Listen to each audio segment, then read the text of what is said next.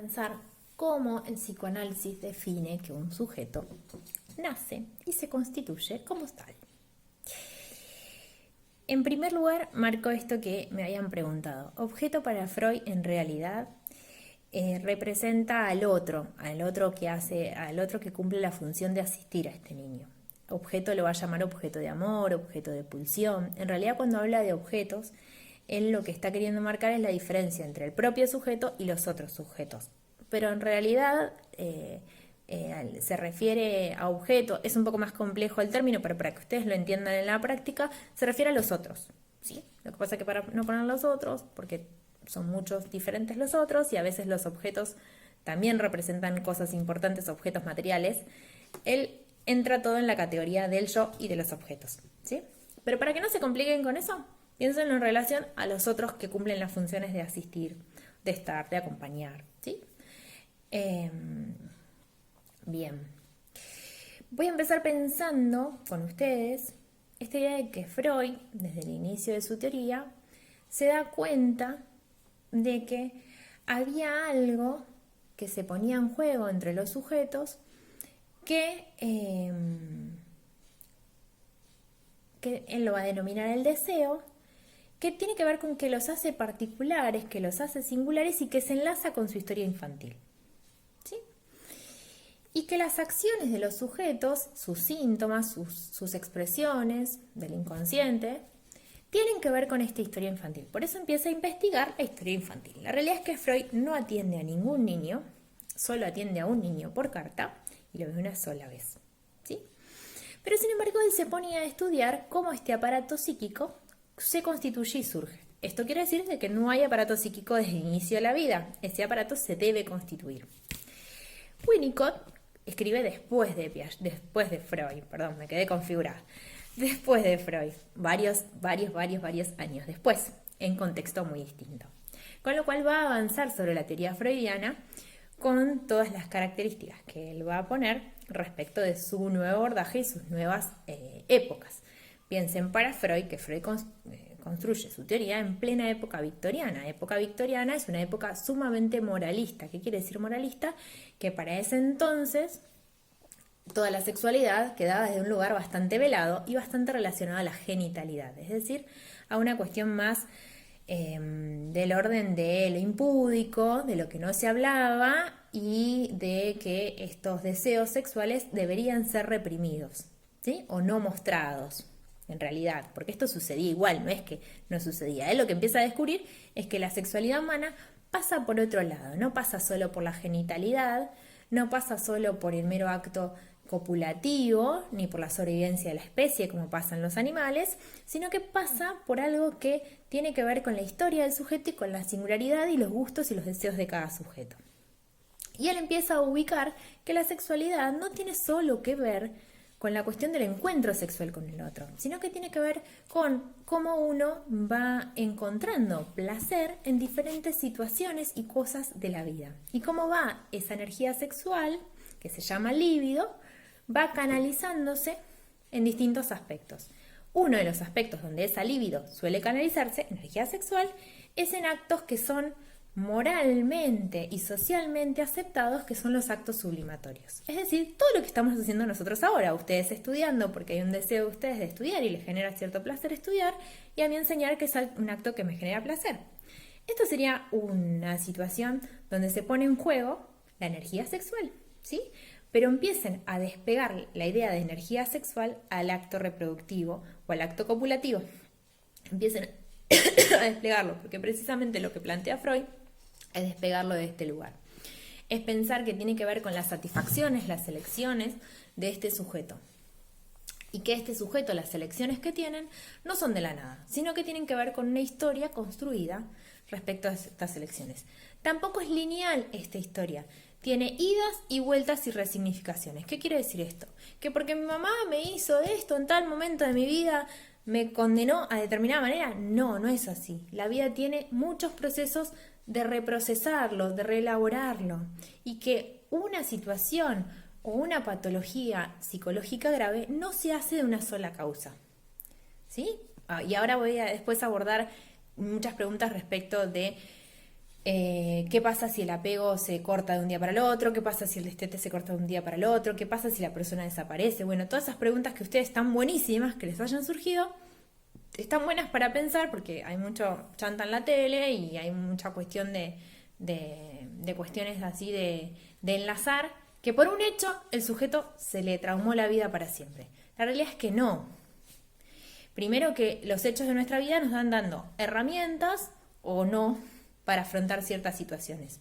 Digo, algunos afrontarán el duelo de determinada manera y otros los afrontaremos de otra. Fíjense con la cuarentena el impacto psíquico que genera en cada sujeto.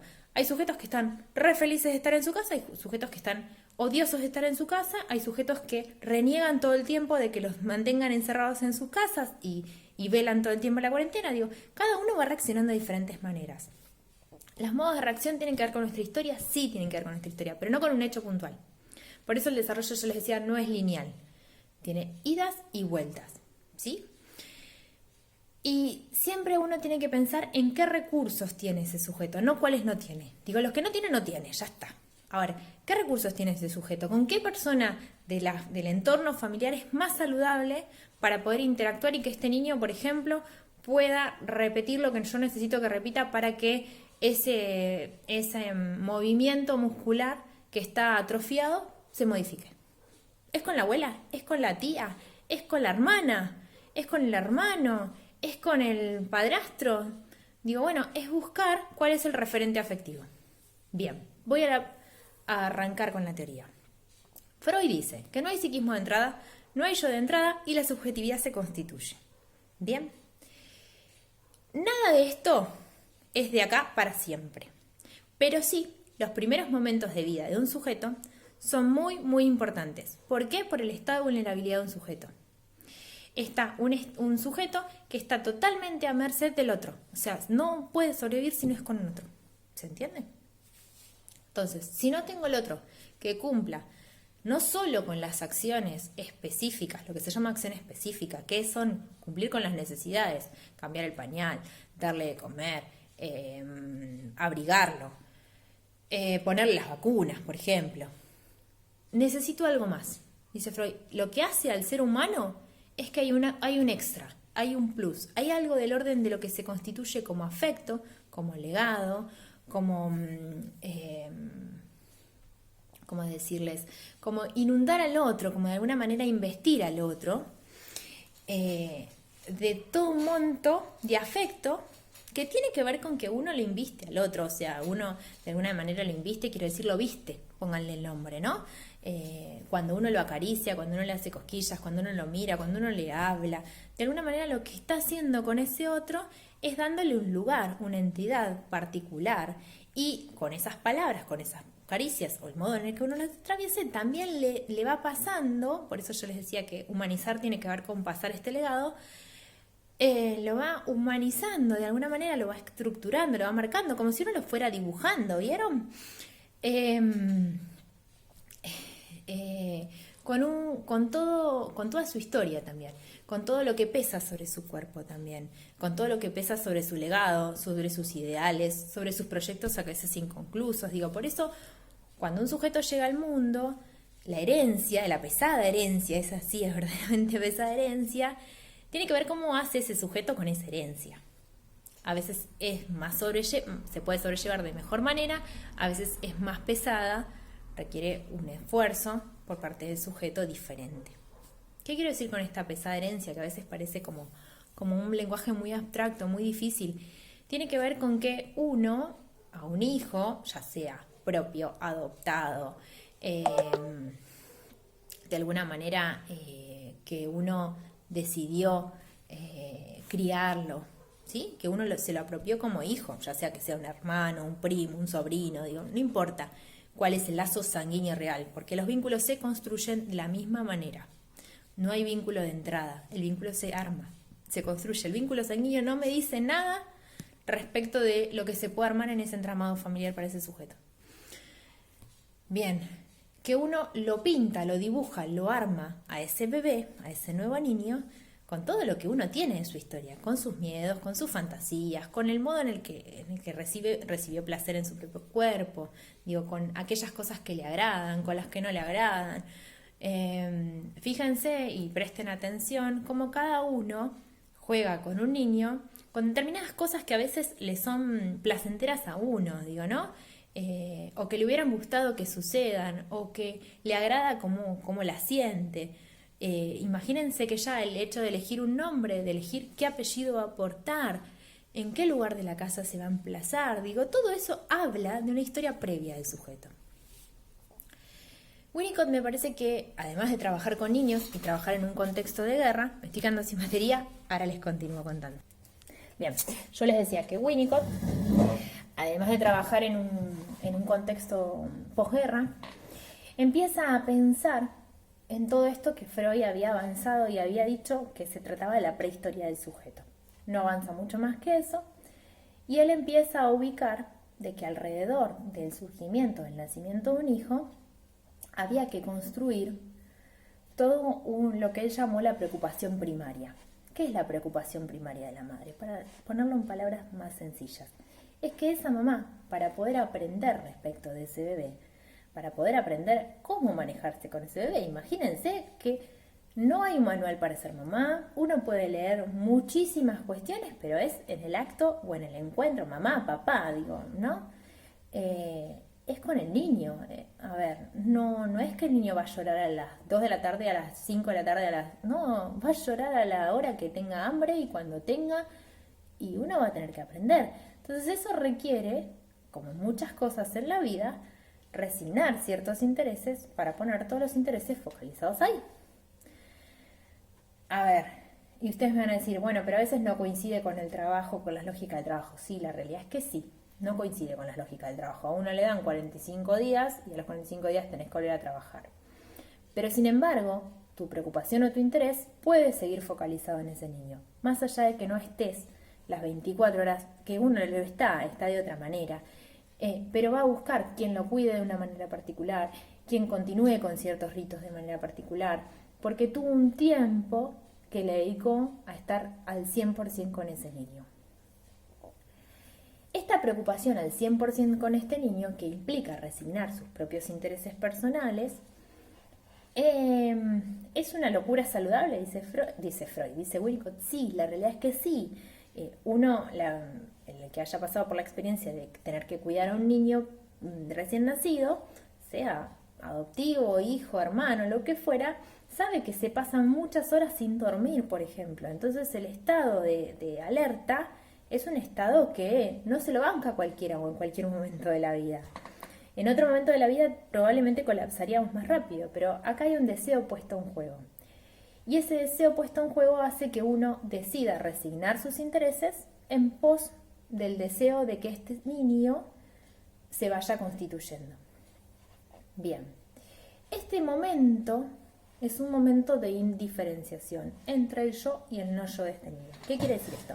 El niño no nace sabiendo de que esta es mi mamá y este soy yo. No, el niño está empezando a constituir todo. Piensen que incluso la mirada de un niño, o sea, el desarrollo de la vista de un niño aún no está del todo desarrollado. Sí el oído, sí el olfato. Pero la vista no. Entonces, piensen que de entrada, este niño lo primero que va a empezar a advertir es que hay algo que le genera mucho, mucho placer. Más allá de que le dan de comer, lo acarician, le hablan, lo miran, la cantan. Todas esas cosas van a empezar a quedar resguardadas, y ahí vuelvo a Freud, como algo que se llaman huellas némicas. ¿Sí? En el mejor de los casos. Ahora voy al peor de los casos. Se quedan resguardadas como huellas némicas. Son huellas perceptivas. ¿Sí? ¿Qué quieren decir huellas némicas? Son marcas inconscientes. Aún el niño ni advierte ni se da cuenta de que está resguardando eso. Piensen que aún no hay pensamiento. Piensen en el mismo tiempo que sería el primer estadio de Piaget. Digo, estamos con el mismo niño analizándolos desde dos planos diferentes. Ok, bueno, tenemos este niño, tiene estas primeras vivencias de satisfacción, son varios momentos. Eso no quiere decir que la mamá, un momento, no haya llegado exactamente al tiempo que lloró. Digo, este niño debe llorar, es el modo de llamar al otro, es el modo de convocar al otro. No es que este nene no tiene que llorar nunca. El nene va a llorar. Y llorando, digo, tampoco va a llorar 1 hora, ni media hora, ni 15 minutos. Va a llorar un toque y uno va a estar alerta y atento a tratar de calmarlo. Pero va a llorar. Digo, porque también están muchas teorías nuevas de esta cuestión de que los niños no se angustien. A ver, la angustia es propia de la vida y es lo que va a constituirnos para irla anticipando. Aún en este periodo de la vida, que es el yo primitivo, esto que ustedes trataron de marcar y que es muy difícil, en este momento de la vida, esta angustia es traumática. ¿En qué punto que es traumática? Es que cuando esta angustia se desata, el niño siente que se va a desarmar, ¿sí? Porque aún no tiene constituido un cuerpo, porque aún no tiene constituido un psiquismo, porque no tiene constituida la idea de que ese objeto es diferente que yo. Objeto, estoy hablando de la otra persona. Aún yo, si no me asisten, siento que me muero.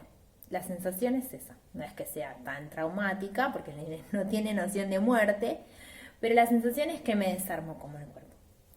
¿Cuál es el recurso que ese niño tiene? Ese niño tuvo una primera vivencia de satisfacción. Esa primera vivencia de satisfacción dejó estas huellas némicas. Son huellas inconscientes. No se pueden recuperar a través del pensamiento. Sí quedan como marcas. ¿Vieron cuando ustedes vieron el video? Que este ruido del latido del corazón quedó como marcas, pero el sujeto no lo advertía. ¿Por qué? Porque aún no hay representación, no hay simbolización. El niño no puede advertir que eso lo guardó.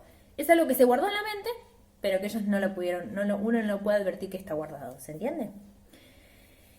El recurso, el mecanismo que ese niño tiene para calmar esa ansiedad, esa tensión que genera la necesidad de un otro, a veces el nene llora porque necesita al otro, porque se siente desprotegido, se siente que necesita que lo apapachen. Digo, esto pasa. El recurso que tiene es un recurso que se llama el recurso alucinatorio, ¿sí? Ustedes lo habrán leído.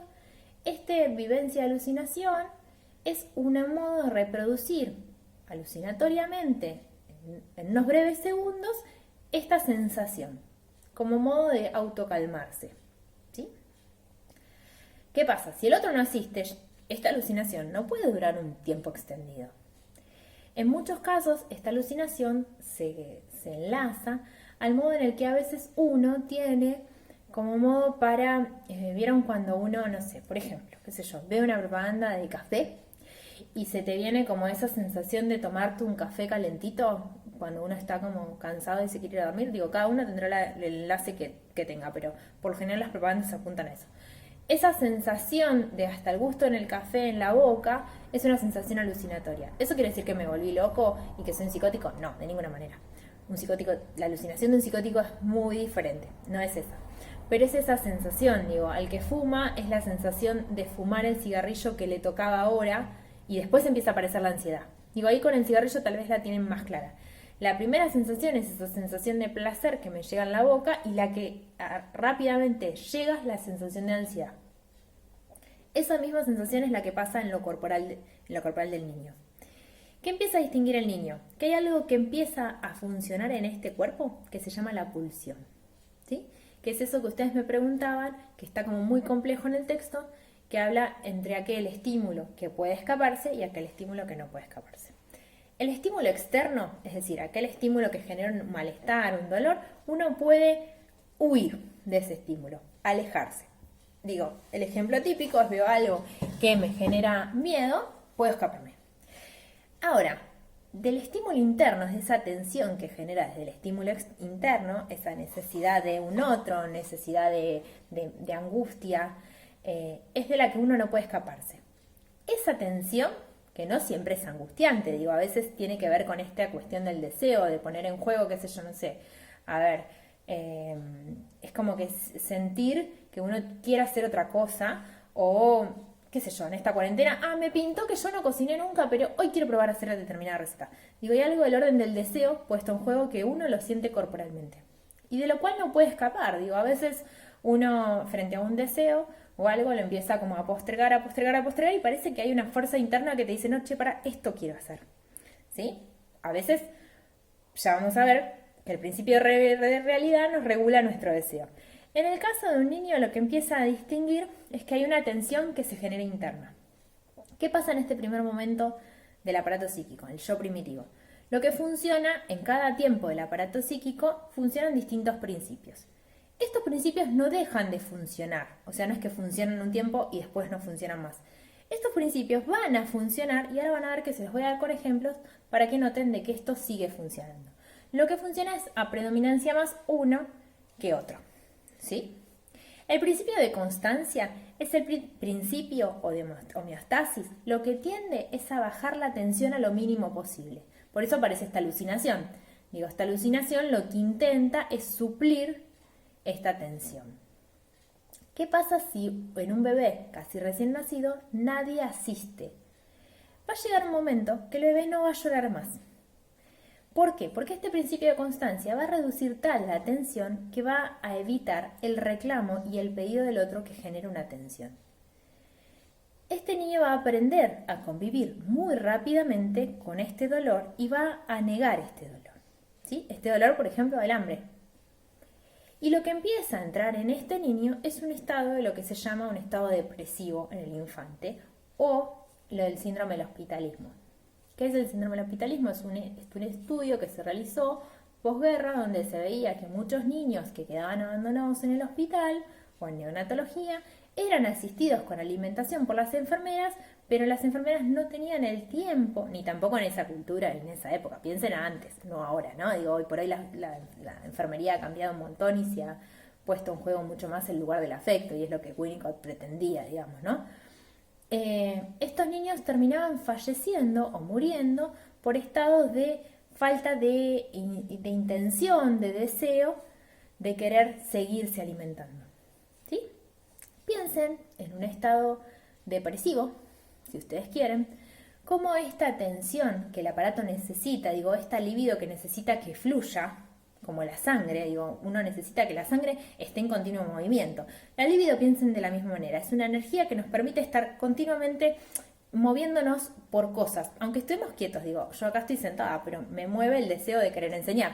A ustedes estarán sentados y depende de la materia o los gustos de cada uno, los moverá a quedarse quietos para escuchar eso que quieren aprender. ¿Sí? Bien. Esto es lo central. ¿Por qué dice amor e indiferencia? Porque, a ver, el objeto es o placentero y es amor, o eso que me genera tensión es desestimado. ¿Sí? No, en este momento no se empieza a caer del lugar. Consideren que lo primero que este niño empieza a libidinizar como zona del cuerpo es la boca, porque es el lugar por donde ingresa el alimento y donde tiene el contacto con el mundo externo como primer contacto. ¿Sí? Eso quiere decir que lo que se empieza a desarrollar como fase libidinal de la sexualidad infantil, después la vamos a definir bien la semana que viene, es la fase oral. ¿Sí? ¿Qué pasa con esta fase oral?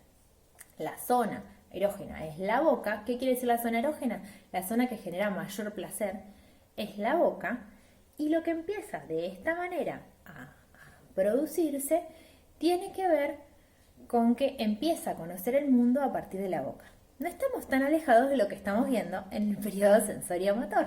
¿Me siguen hasta ahí? Para que vean que hay como un cierto paralelismo entre uno y lo otro. Bien. Voy a Winnicott porque es como que va y viene en las teorías. Están en el mismo momento. En este mismo momento, y pasando a lo que es el yo placer purificado, ya van a ver, tiene que ver con el momento de lo que Winnicott denomina ilusión. Momento de preocupación primaria, momento de ilusión, que los dos somos uno. O simbiosis, es la misma idea. Esta idea de ilusión o de simbiosis hace que haya una indiferenciación entre lo que es mi mamá y yo. Digo mi mamá por una cuestión de repetirlo en los textos y que a uno le quedó grabado de esa manera. Mi mamá o quien cumpla esa función. Puede ser el papá perfectamente, o puede ser, yo decía que no importaba el género o el oficio o la ocupación, pero en realidad lo que tiene que ver con esa idea es que hoy por hoy tenemos familias ensambladas, tenemos familias homoparentales, y es quien cumpla la función, o quienes cumplan la función de cuidado, no va a ser con uno solo. Probablemente hoy por hoy, digo, piensen en el texto, está escrito en el año 50 y el texto de Freud en el 1800, digo, había otra lógica de pensar la maternidad o paternidad, que es lo que hoy pensamos. Hoy por hoy, por suerte, pensamos mucho en incluir al otro, pero la realidad es que por una cuestión de alimenticia, a veces el lugar de del pecho materno tiene como un lugar de muchísima conexión entre la mamá y el bebé, porque es algo muy genuino del encuentro de ellos dos.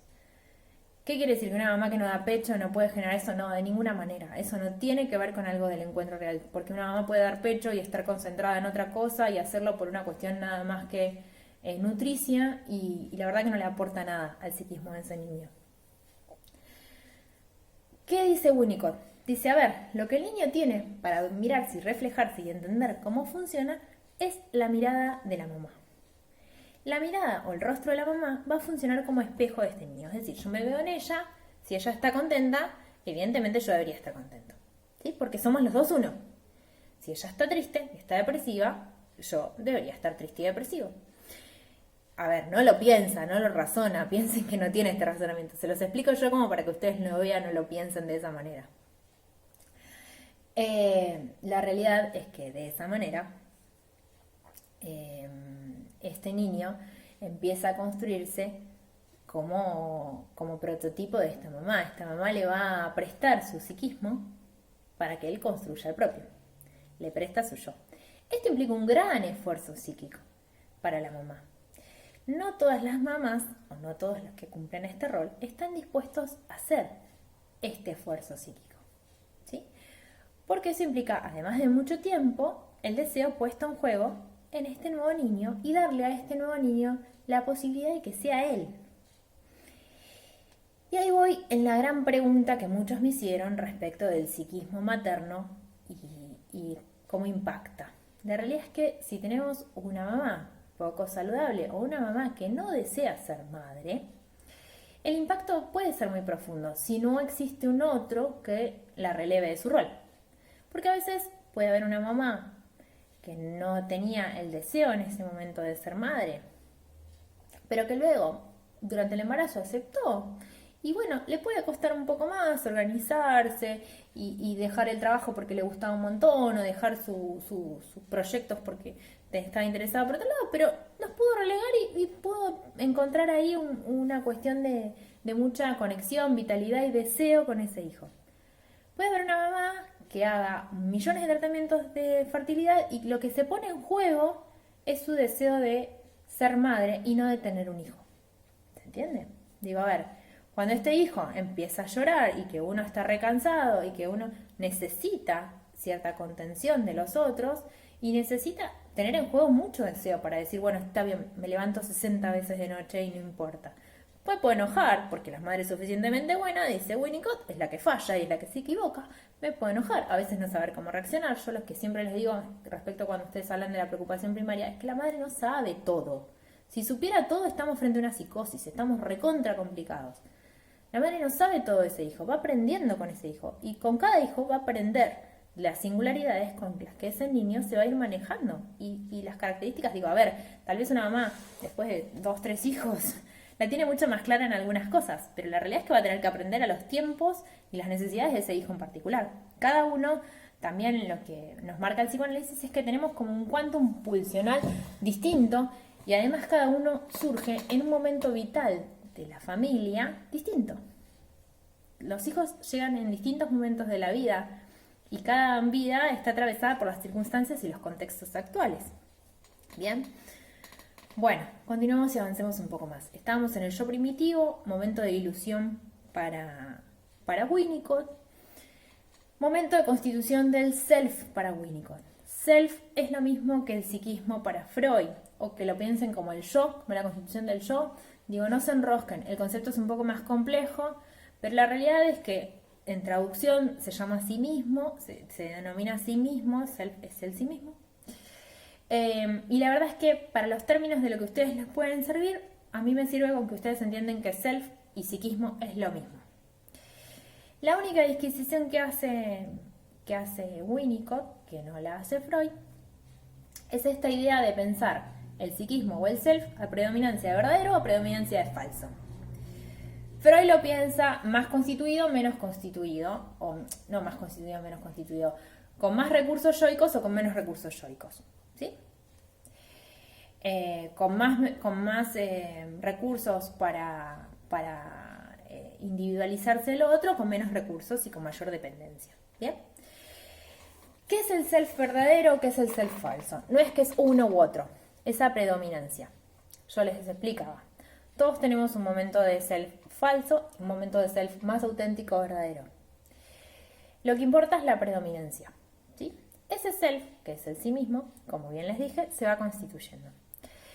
Según Winnicott, lo saludable sería que se constituya predominancia de verdadero, es decir, que tenga más de verdadero que de falso. ¿Qué quiere decir más de verdadero? Que el niño pueda desarrollar su capacidad más auténtica, que pueda sentirse en la libertad de ir explorando y de ir conociendo y de ir poniendo su propia impronta subjetiva a todo esto. ¿Tiene las marcas y los legados del otro? Sí, pero a su vez que esas marcas o legados las pueda hacer propias y pueda buscar la manera de apropiárselas a su manera singular. ¿Sí? Yo les decía, vuelvo y retomo. Vieron que las clases son así, no son tan estructuradas o tan ordenadas como en el papelito. Pero bueno, ustedes pidieron clases, yo les doy clases. Los procesos de humanización de los que hablábamos tienen que ver con esta cuestión de apropiarse. Vieron que yo les decía. Hay un cuento, creo que es de Galeano, si yo me lo recuerdo, que dice que le entregan a un niño las vasijas, una vasija de mucha, digamos, una vasija que se resguardó durante muchísimos años por todo su grupo familiar y en el momento de entregársela, la rompen. Y lo que dicen es, ahora haz la propia. ¿Esto qué quiere decir? Que yo te doy los recursos, te doy la historia, te doy los legados, pero ahora los haces propios, los resignificas y le das el significado que vos quieras. ¿Sí? Por ejemplo, qué sé yo, no sé. Yo con la comida o con muchas cosas, a veces uno puede decir, bueno, yo me pasa con la comida. Por ejemplo, yo hay muchas comidas que no me gustan. Sin embargo, se las di a probar a mi hijo. Y si a él le gustaron, bienvenido, se las hago. No tengo ningún problema en hacérselas. Total, la que no me gustan es a mí. No es él es otro. Yo tengo que tener como adulto responsable del otro que ese niño es otro. Si yo no entiendo que ese niño es otro y pienso que es mi propio objeto, ahí es donde destruyo el psiquismo de este niño. Y lo construyo como un self falso. ¿A qué es un self falso? Es un self que no tiene recursos. ¿Sí? Que no tiene recursos de sí mismo, que es a predominancia de estar marcado por un otro y hacer lo que a semejanza hace el otro. No es auténtico. ¿Me siguen hasta ahí? Todos tenemos un momento de self falso y todos tenemos un momento de predominancia verdaderos. Ustedes no son los mismos en clase que en una charla con amigos. Son más auténticos en una charla con amigos. Y capaz que en clase se estructuran de determinada manera. Responden y se expresan de determinada manera que no sería la que se expresarían en otra forma. Lo importante es ser más a predominancia auténtico. Lo saludable, no sé si es lo importante. No me sigan a mí en esa idea. Vuelvo con el psiquismo de la madre. ¿Qué pasa con el psiquismo de la madre? O del padre también. Digo, del padre, de la madre, de la abuela, de todos los que integran ese grupo familiar y vayan a criar a ese niño. Lo importante es que puedan distinguir que ese niño va a ser otro. Y va a hacer su propia metabolización de su historia. Va a ser su propia metabolización de los legados. Digo, eso es lo importante, que nosotros tengamos la noción de que ese es otro. Vieron que es muy común en algunos casos que cuando uno entrevista a los papás diga no me come, no me habla, ese no me implica este lugar de indiferenciación con el otro. El niño va a estar indiferenciado conmigo, pero yo tengo que ser consciente de que ese es otro y que tengo que tener el deseo de que ese hijo va a hacer lo que le parezca de su vida. Por eso es el deseo de hijo y no de madre. Digo, cuando socialmente a veces se cumple este lugar del rol de maternal por una cuestión de, yo les decía a veces, de influencia social, de la necesidad social, ¿sí? A veces esto sucede entre las clases medias y las clases altas, esta cuestión de, bueno, estás llegando a determinada edad, deberías ser madre. Por suerte esto está como cambiando y se está poniendo en lugar que el deseo puede ir por otro lado y no por el lugar de maternar. Pero este deseo a veces forzado hace que sucedan estas cosas y lo que generan es mucho daño en el psiquismo de estos niños. También puede suceder en otros estratos, o por lo menos lo que yo me ha pasado en el encuentro con muchas adolescentes mamás, que lo que sucede es este lugar de hijo como objeto, como juguete en muchos casos, ¿no? por este lugar de correrse del lugar de ser la que cuida hermanos y ser la que cuida su propio producto. Y a veces eso implica que no era tan fácil cuidar un hijo como cuidar un hermano, digo, ¿no? No era lo mismo. No implica la misma dependencia, no implica la misma necesidad, no implica la misma demanda. Pero bueno, ya lo veremos cuando veamos adolescentes. Lo que sí pensaba, y en lugar y ahora abordamos el tema del apego, en el lugar de la investigación que vimos y que se ubica en Tucumán, porque bueno, lo habrá decidido, la verdad es que alguien me preguntó por qué en Tucumán, y porque la realidad es que a veces uno cuando hace una investigación decide trabajar con cierta población porque le generó cierta pregunta, y tiene que hacer un recorte poblacional en determinado lugar, en determinado ámbito de trabajo, con determinada gente y con determinada franja etaria. La realidad es que eso queda a disposición del investigador, pero lo que él quiso investigar centralmente era qué pasaba, o sea, qué impacto tenía el vínculo primario, este vínculo de apego necesario y constitutivo, si este no se daba o no se daba de una manera saludable o esperable. ¿Sí? Esta investigación lo que nos permite dar cuenta es que es la necesariedad saludable de que este vínculo se constituya. Y que cuando este vínculo no se constituye o no es estable, ahora voy a los distintos tipos de apego, genera un impacto subjetivo, trae consecuencias. ¿Son las únicas consecuencias? No, pero es probable que si esta relación en un inicio no se dio de modo correcto, no se vaya a dar más adelante de modo correcto, ¿me entienden? A ver, una mamá que estuvo en un estado de inestabilidad emocional muy profunda, y le va a ser difícil que, no sé, al año esté joya. No quiere decir que no sea reparable y que después pueda mostrarle ciertas cuestiones de mayor estabilidad emocional o haga un tratamiento y pueda revertir esta situación y este niño pueda constituirse de otra manera. La verdad es que no, nada es determinado. Pero sí es como para pensar, bueno, a ver, ¿qué pasó cuando este niño llegó? ¿En qué contexto llegó? Yo no me acuerdo, creo que se los puse en un ejemplo, pero tenía sí, creo que se los puse en un ejemplo. Tenía una paciente que cuando ella nace, la mamá al mes le descubren que tiene una enfermedad inmunosuficiente y la mamá de alguna manera culpa a esa nena. Esa nena llega a tratamiento con creo que 10 años, no se vinculaba con nadie, se mantenía muy cerrada, todo el mundo le iba a lastimar, todo el mundo le iba a hacer mal, ella era causante de muchos daños en los otros, ella iba a lastimar a los otros. Digo, y cuando yo empiezo a escuchar el discurso de la madre me dice, lo que pasa es que para mí ella fue la culpable de que me despertara esta enfermedad. La verdad es que trabajo bastante con la mamá comienza una terapia y comenzamos a trabajar con ella en lugar de la culpa que le había generado con la nena. El hecho de que desde que nació la marcaron con este lugar que a la mamá le agarró una enfermedad inmunosuficiente y esto generó que la mamá estuviera internada durante un montón de tiempo.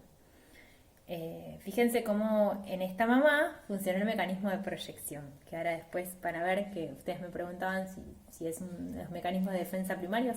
Bueno, en esta mamá la angustia que le generó tener una enfermedad en este momento que era de encontrarse con su hija, lo que hizo fue proyectarla en su hija. ¿Sí? Pero vamos paso a paso. ¿Qué dice la teoría del apego? La teoría del apego no la escribe ni Freud ni Winnicott, la escribe Bowley, ¿sí? Es otro autor. ¿Es compatible con todo lo que venimos viendo? Sí, es compatible. Pero no la escribe ni Winnicott ni Freud, ¿sí? Bien, continuamos. La teoría del apego dice que dice que hay un vínculo que se genera con uno o dos cuidadores, que es un vínculo muy primario. Fíjense que estamos hablando de ilusión, estamos hablando de mismidad, de indiferenciación, de yo primitivo, estamos todos en la misma línea, si no lo tuviera que poner en cuadros, todo en la misma línea, que implica un lugar donde el otro, el cuidador, va a brindar sostén, contención emocional, sostén y contención emocional, con la posibilidad de darle el espacio al otro para que explore, conozca y tenga la confianza de que va a haber un otro al resguardo ante cualquier peligro. ¿Sí? Eso me quiere decir, me voy a jugar a la mancha con mis compañeritos del jardín porque si me pasa algo va a haber alguien que me va a cuidar. ¿Qué tipos de apego hay? Según Bowley, hay 3 con nombres muy difíciles. Yo se los digo con nombres más fáciles. Uno es el inestable. Este a veces está disponible y otras veces no está. A veces me contiene, a veces me reta todo el tiempo, o no me aguanta o me empieza a gritar. Con lo cual, esto enloquece bastante al niño, porque no sabe cuándo va a encontrar una contención frente a una amenaza que puede ser que aparezca alguien extraño, que algo le dé miedo, que se caiga, que se lastime. Digo, esta necesidad de que si se lastimó, si se cayó, a veces se caen los nenes y no se lastimaron por suerte, pero uno los abraza, les habla, los lleva, les pone agüita, digo, no va a modificar el golpe, pero sí la contención, el que estoy para vos, estoy disponible para vos, ¿sí? Esto va a hacer que cuando hay un apego que es del orden inestable o ansioso, se le suele decir, es un apego que hace que este niño no sepa cuándo sí, cuándo no. Esto genera a niños muy ansiosos y muy demandantes en muchos casos, como consecuencia. ¿Por qué va a ser ansioso y demandante? Porque ese nene no sé cuándo ese otro me va a responder y cuándo no. Fíjense que no es de un solo momento. Esta relación de apego, si bien al principio es una simbiosis, este vínculo se va a mantener con cierto espacio cada vez mayor. ¿Qué quiero decir con espacio? Que no voy a estar en indiferenciación, sino que voy a darle al otro la confianza para que pueda explorar y la posibilidad de que si me necesita estoy ahí. ¿Sí? A ver, ¿cómo se hace el periodo de adaptación del jardín? Uno lo lleva media horita y se queda esperando en la puerta. Y cuando sale está la mamá esperando en la puerta. ¿Qué pasa? Hay veces que van a observar, y las que trabajan en jardín les ha pasado, que la mamá no está. A esa mamá estamos pudiendo pensar de que hay algo en esa relación de apego que no está pudiendo construir la separación que permita tolerar, que el niño tolere esa angustia. Digo, porque es muy angustiante para un niño salir y que su mamá no esté. ¿Sí? Un niño, estoy hablando, yo les doy el ejemplo conmigo de maternal, tiene 1 año, si yo no estaría, para él es un desborde de angustia tremendo. ¿Sí? Estamos en un momento de placer purificado, si ustedes lo quieren ubicar. ¿Sí? En el próximo estadio del yo, todavía no pasamos. Vuelvo con las 3 características del apego. Un apego seguro, que es este apego del lugar de resguardo, del lugar de confianza en sí mismo, pero a su vez que va a haber un otro que va a estar al resguardo. Y una relación de apego inexistente, que es donde no hay un otro disponible. No hay un otro disponible para contener, no hay un otro disponible para alojar, no hay otro disponible para recibir las angustias. No sé si alguna vez tuvieron experiencia con niños pequeños, pero por ejemplo cuando les agarran los cólicos, los niños chiquititos, si les agarran los cólicos, comienzan a rasguñar, a patear, a pegar manotazos, digo, no se lo hacen al adulto en contra del adulto, no es que quieren pegarte, no tienen la intención de pegarte, la realidad es que no saben cómo deshacerse de esa tensión o de ese estímulo que les está generando malestar. Lo que uno intenta es calmarles, hablarles cuando uno está desbordado, porque a veces uno puede estar cansado, puede no dar más, busca que otro lo consuele, por ejemplo el papá, la abuela, el tío, el otro hermano, digo, porque de alguna manera lo que quiere es que ese niño se sienta consolado, ¿sí? Distinto serían si yo digo, no, yo lo tengo que calmar y me pongo mal. No, si yo no lo puedo calmar, tengo que ser una madre suficientemente buena para asumir de que tengo fallas y que necesito la ayuda de un otro. Eso es mucho más saludable. ¿Qué le puede pasar? ¿Puede estar una mamá atravesando un duelo? Sí, puede estar atravesando un duelo. ¿Y puede necesitar la ayuda del otro? Sí. ¿Y puede armar un apego estable? Sí, también. ¿Puede estar pasando por una situación traumática? También, digo. Supónganse, hoy, pandemia.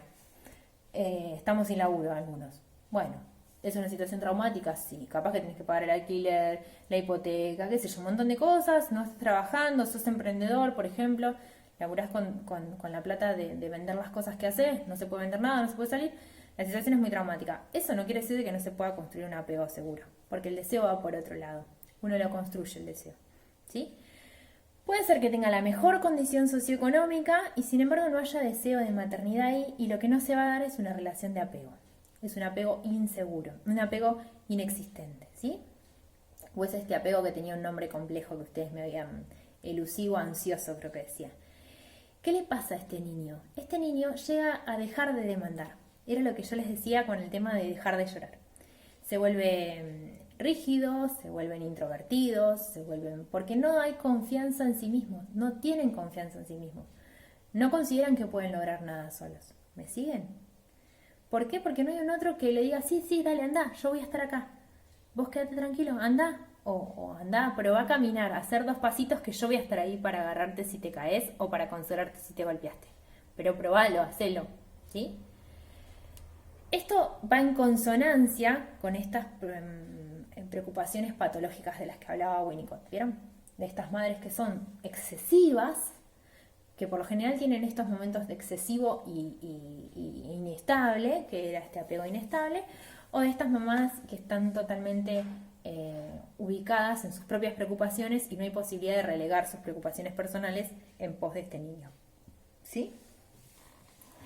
A ver, ¿es un apego seguro una mamá que está todo el tiempo preocupada por su hijo? No, tampoco, porque no le da el espacio para explorar. ¿Me siguen? No le da la confianza para que hay cosas que las puede lograr por sí mismos. Si yo estoy todo el tiempo no poniéndolo al niño al piso porque se va a agarrar pestes, porque se va a agarrar cosas, porque puede comerse cualquier cosa, la realidad es que no lo estoy dejando desarrollarse, no lo estoy dejando explorar. Y lo que estoy es atrofiando de alguna manera su desarrollo. ¿Sí? Y no le estoy dando la confianza en que lo va a poder hacer. Bien, hasta acá definición de apego. Bien, esta teoría del apego, teoría compleja si la hay, lo que apunta es a poder decir de que este vínculo que se construyó va a dejar una secuela importante, para bien o para mal, pero esto no quiere decir de que si no se formó, o sea, si el apego fue inseguro al principio, probablemente la constitución subjetiva tenga sus consecuencias, pero tal vez las circunstancias de la vida le hicieron cruzarse con un otro que les dio alguna cierta confianza, sostén, y este niño puede mostrarse un poco más introvertido, por ejemplo, en una falta de apego, pero sin embargo puede empezar a abrirse. La realidad es que la constitución subjetiva en la infancia es como muy importante y recién la adolescencia nos va a dar la segunda chance para cambiar muchas cosas. Pero como yo les dije, el desarrollo no es lineal, sino que es recursivo. ¿Qué quiere decir recursivo? Es que se resignifica todo el tiempo. Y eso nos da la chance de que nada es definitivo o determinante. Sí es cierto que las patologías de la infancia más graves están vinculadas a estos primeros momentos de vida. ¿En qué están vinculadas? En que no hay un otro que nos registre como sujetos a los bebés, que los registre a los bebés como sujetos, ¿sí? Si yo registro que este es mi objeto y este es mi juguete, hay cierta probabilidad que si no viene un otro, y un otro estoy refiriéndome a el papá, la abuela, el tío, un otro que corte este vínculo tan pegoteado, digamos, ¿no? Si no viene un otro a decir, bueno, a ver, no es tu objeto, es un niño, es un sujeto, va a tener ciertos deseos, va a tener otros tiempos, si no come ahora cuando vos querés, es porque no quiere comer ahora cuando vos querés, comerá cuando él tenga ganas, por ejemplo, ¿sí? Si no aparece un otro que venga a cortar un poco esta cuestión, este niño está capturado por la mamá y hay ciertas probabilidades que desarrolle alguna patología del orden de las graves, ¿sí? Yo siempre les digo, fíjense con los TEA o los TGD, si verdaderamente son niños con TEA o con TGD, porque es una gran bolsa de gatos y hay una cuestión de diagnosticar a todos los niños de la misma manera. A mi criterio, el autismo, no comparto mucho este criterio de autismos tan múltiples. La realidad es que el autismo implica una desconexión muy profunda del mundo, que es lo que ellos ubican como el autismo de bajo rendimiento.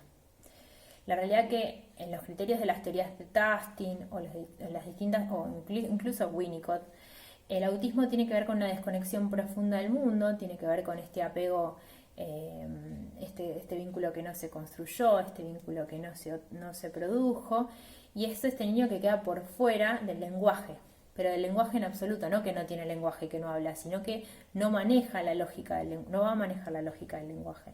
Y la realidad es que lo que se puede trabajar con este niño está siempre en la línea del periodo sensorio-motriz y de este primer momento constitutivo, donde empiezan a haber otras marcas subjetivantes que lo constituyan. Por eso les digo, no comparto el criterio tan amplio de TEA. Creo que ahí es como una gran bolsa de gatos. El psicoanálisis ubica solo 3 estructuras psíquicas: psicosis, neurosis y perversión. no necesito que la sepan porque es como mucho más complejo. Pero sí, de alguna manera, estas patologías que son del orden de las borderline, a mi criterio, que son medios límites, no sé si estoy tan de acuerdo con este criterio de TEA. Yo siempre me tomo el tiempo de revisarlo, el diagnóstico, de revisarlo con unos criterios. Digo, a ver, qué recursos tiene, cómo es la estructura familiar.